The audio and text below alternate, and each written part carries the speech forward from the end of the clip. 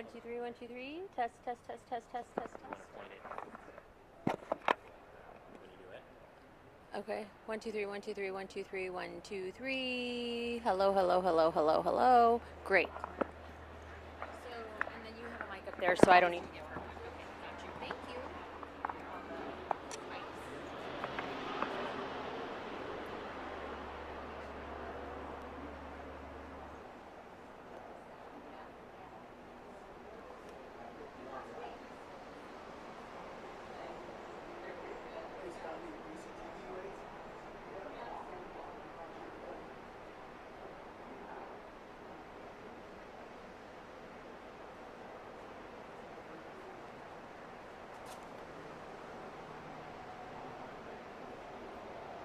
Check.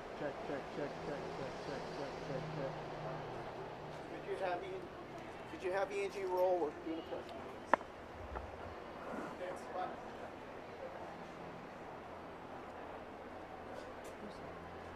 Hi there. I don't want to mess with you. There's just a lot of stuff in front of me.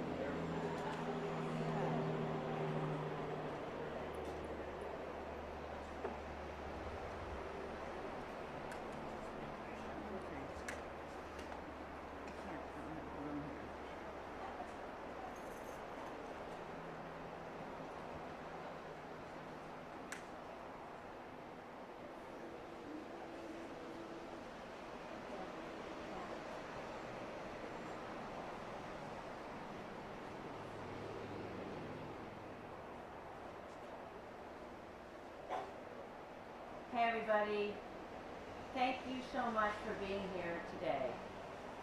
And I want to thank my local partners for being here and joining me today, because we have something important to say about where we are as far as SNAP. You know, you are on the front lines of compassion. This is something that is so critical in a moment when our community needs it the most. You're here today because millions of American families, including thousands here in Sacramento, are facing the unthinkable. Their food assistance has not arrived for November. Now, the Trump administration has finally agreed to release SNAP contingency funds. That's what they said. But let's be honest about what happened. It wasn't leadership. They didn't have a sudden moment of clarity. On Friday, 2 federal judges ordered them to release the SNAP funds and feed the American people. The court agreed with what we've been saying for weeks, that there was no legal, moral, or operational reason to deny families food. The money was right there. The need has always been clear as day. And yet, the administration failed to act until they were forced to. However, now, they say it could still take days, weeks, before families actually receive anything. Because in the past month, knowing this was a possibility, they never prepared. That tells you everything you need to know. This has always been a conscious decision. They never intended to feed people. Republicans have been walking around pretending their hands were tied. No, that is blatantly false. To hide a truth they don't want to say out loud. They were and were willing to let 42 million Americans go hungry. And unfortunately, this is not the first time that they put greed above hungry kids. Now, earlier this year, they passed the big ugly bill, the largest single cut to food assistance in modern history. $186 billion from SNAP. $186 billion. They celebrated it, alongside nearly $1 trillion in cuts to Medicaid. More than a double whammy, it's more like a triple whammy. At the same time, they've been unilaterally firing thousands of federal workers and obliterating programs and institutions. They have no problems breaking the rules when it serves their agenda. But when it comes to feeding families, they want the public to believe that all they care about really is that they got to cross the T's and dot the I's. Come on, please. They had no problem cutting $186 billion from hungry families. They had no problem shutting the government instead of lowering healthcare costs. This cruelty is not a byproduct of factors out of their control. It's their entire strategy. And while they may play games in Washington, Sacramento and communities like it across the country are shouldering this burden. Food banks are straining to keep up with the demand.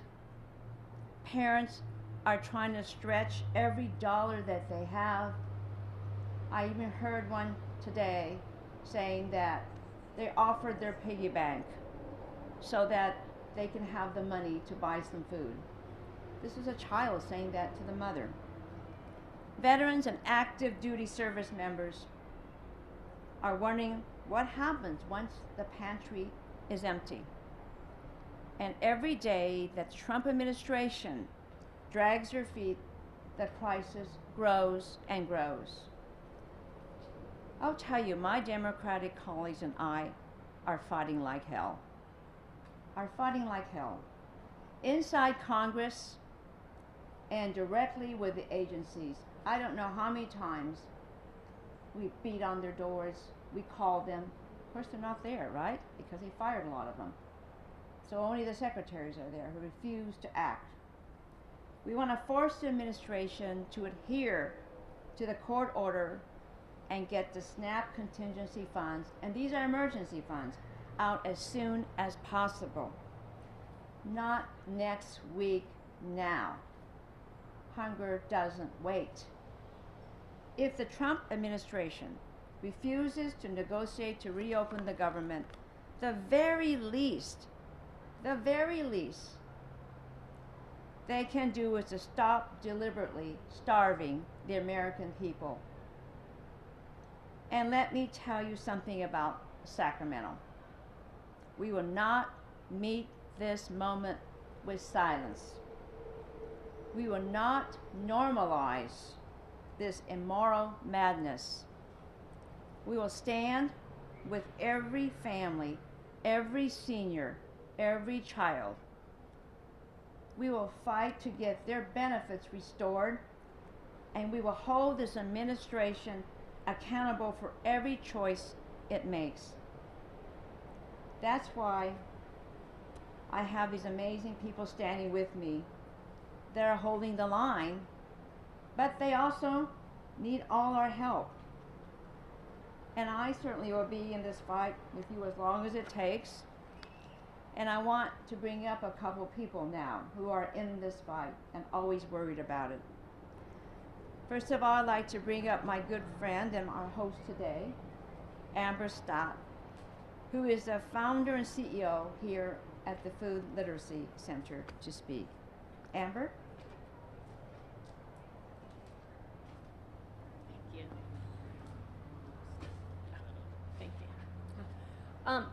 Hi, I'm Amber. I'm the CEO and founder at Food Literacy Center, where our mission is to inspire kids to eat their vegetables. And that task is becoming harder and harder.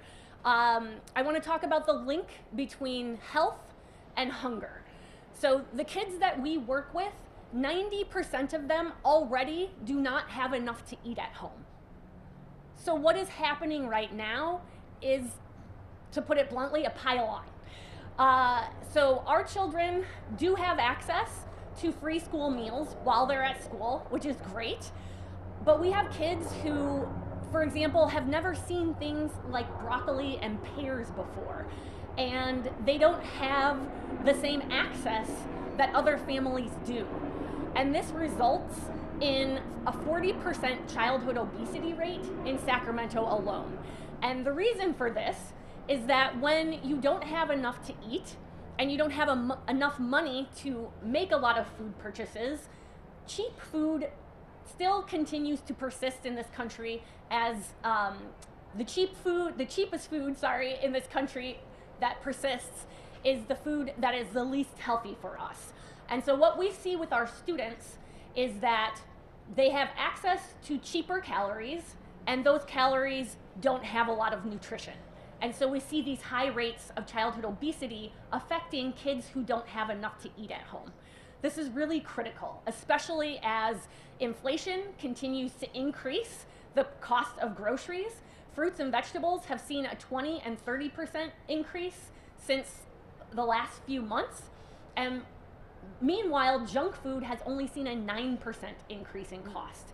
So as we take more and more benefits away from our families, their choices shrink. And this healthy food is paramount. I want to talk about one family that just moved in across the street here to public housing and found out about Food Literacy Center. Their son Hector has fatty liver disease. He's a child in 3rd grade. And this is because they actually make $6 too much per year to qualify for food stamps. So right now, the doctor wants Hector to eat more fruits and vegetables to protect his health. But because they don't have a wide budget, they can't afford to waste a single dime on food that they don't know if Hector will eat or not. So they know he likes broccoli, and they buy him a lot of broccoli, but he's bored of it, and he needs more fruits and vegetables in his diet.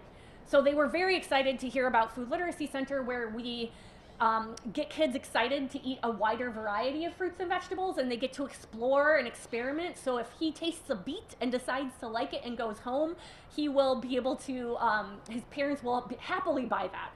But with the reduction in benefits right now, all of Hector's peers are also going to be without. So Food Literacy Center is proposing 2 solutions to this problem that we can tackle on our own realistically. One is that we are going to double the number of schools we are in the next 2 years with our nutrition education and hands-on cooking classes, which is a stretch for us, but with private funding, we know that we can make this happen. And the other thing that we are doing with the lack of funds going into SNAP right now is we are going to be bringing produce like this that we get from our partner, the Sacramento Food Bank, as well as purchases because of amazing donors in the community. Every single one of our cooking classes that we run Monday through Thursday in multiple Title I elementary schools throughout the region, we will be bringing produce with us to let the kids take home. So we are trying to double down on not just getting kids to eat their vegetables, but also sending them home with extra fruits and vegetables right now. So this is not the normal way we do business. We hope that families can go home to homes where they have fruits and vegetables. This is not the case right now. We're so proud of the work that Congresswoman Matsui is doing on behalf of our students. And we just hope that we can continue to bang on the door and get this message out there, and hope that kids like Hector and all the students that are here in our classes and going home to these houses without fruits and vegetables and without enough to eat, that we can bring some realistic solutions to them very soon. Thank you. Thank you so much, Amber, for the work you do for our children that really changes their lives and also the lives of their families too, because they go home and they teach their other family members too. Now, I would like to welcome up Sam Greenlee, who's a CEO of Alchemist CDC, to speak. Sam? Thank you, Congresswoman. Yes, I'm Sam Greenlee, the CEO of Alchemist Community Development Corporation. We connect communities to land, food, and opportunity, or as we like to say, we help make Sacramento not just the farm to fork capital, but the farm to every fork capital. Among our programs, we operate certified farmers markets in Sacramento County, and we facilitate the use of SNAP benefits, CalFresh, EBT, whatever you call it, at these local farmers markets and let people earn market match incentives where they can double their spending power from their EBT to buy fresh fruits and vegetables from small local farms. Our work really roots us in the history of the SNAP program. I'll just take a moment to look back on how this program originated. If we dial all the way back to the Great Recession, there were people hungry across the country, people who couldn't afford food, while farmers and ranchers had excess food because nobody could afford to buy it. At that time, the federal government paid farmers and ranchers to destroy food in order to maintain crop prices. So there were people hungry while food was being destroyed. Eventually, the government saw the light in there and said, why don't we actually help our most food insecure, our lowest income families to be able to afford to buy this food from farmers and ranchers? There's a reason the program exists under USDA and not a different human services department. It's because the program is anti-hunger and it is also economic stimulus. It supports the nation's entire food system, from farmers and ranchers up to grocers and retailers throughout.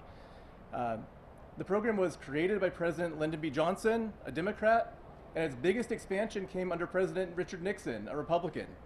There's a long history of bipartisan support for this program because of its impact, because of all that it does. Last year, at 9 different certified farmers markets where we facilitate CalFresh usage, we saw $1.4 million in spending thanks to CalFresh SNAP with these local farms. In 2025, we're on track to over $1.7 million being spent at these farmers markets. Or at least that was the case before we got to November and see the interruption to program delivery and now possibility of partial SNAP payments. This isn't just money in the pockets of our neighbors, although it is that. It's a tremendous impact on hunger in our communities. This funding goes directly through these farmers markets into the pockets of small local farmers. And these aren't just Sacramento County farmers, these are farmers from surrounding counties, San Joaquin, Yolo, Placer, El Dorado, Sutter, Yuba. They are traveling in and selling people here. We're bridging the gap between the residents of Sacramento County who are food insecure and the small family farms who are always on the edge, who are just barely making it year by year. And this program helps keep them profitable, helps them to maintain their land so they don't have to sell it to developers. We are so grateful to Congressman Matsui and to anyone who is pushing to ensure that SNAP is fully funded and supported. There are no half measures that work. There is no charitable giving that can make up for it, although every dollar donated to the food banks matters and puts food in your neighbor's stomach right now.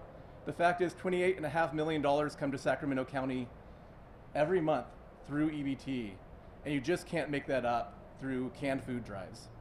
So we encourage everyone to continue to donate what they can to their food banks, to shift their shopping and support local farmers as they can, but also to raise their voice and say we need bipartisan support for SNAP, for EBT, for CalFresh to be fully funded this month and every month. Thank you, Congressman. Thank you so much, Sam. Your work is to build a healthier and more equitable community is absolutely critical.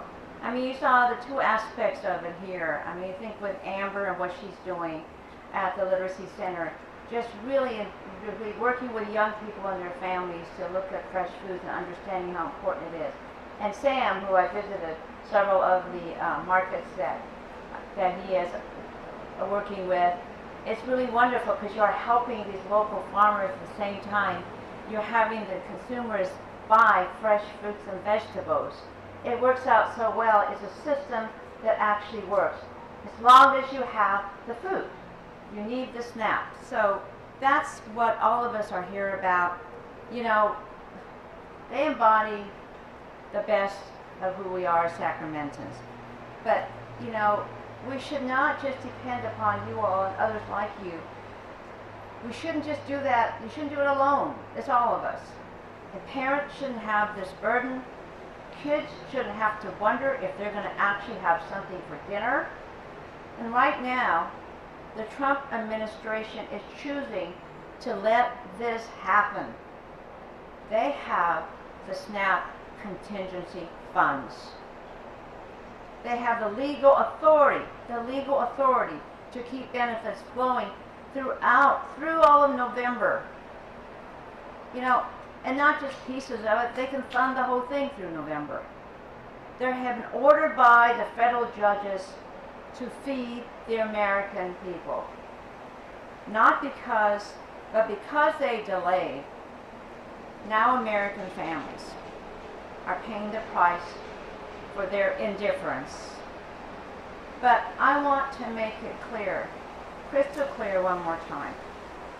Here's my message to the Trump administration and congressional Republicans. Follow the court order. Feed our families. Stop using hunger as a bargaining chip. And here is my promise to the people of Sacramento. We, and all of us together, will never stop fighting. Not today, not tomorrow, not ever. Because we all know this. In Sacramento, we take care of each other. We stand up and we do that. You see all the people donating. You see all the people coming and helping to serve. This is what it's all about. We feed our neighbors. We don't turn our backs on those in need. And that is so critical here because the Trump administration could just do this. The money is there. These are contingency funds that are there for this purpose. And they can transfer other funds too. They have that authority to do that. The thought that families, children, seniors, disabled folks, veterans, military families, people who never thought that they'd ever have to ask for help. You look at what's happening today. People are somewhat embarrassed to say they have to go. They should not be embarrassed. This is a time when you need to feed your families. You're going to do everything you possibly can. And we have to make sure we stand up, we're louder, we stand up and we speak the truth. Food is fundamental. Food is so critical for all of us to survive. And it's so important today that we make sure that the administration and my Republican colleagues hear this. So I want to thank you all very much for being here. I want to thank you very much, Sam and Amber, for doing everything what you're doing, and also all the food banks who are so busy doing their work. We need to get this done. We need to make sure that our people in the Sacramento region are fed and throughout the state and this country. So I want to thank you very much for being here, and I'm sure any of us will be happy to answer any questions. Thank you.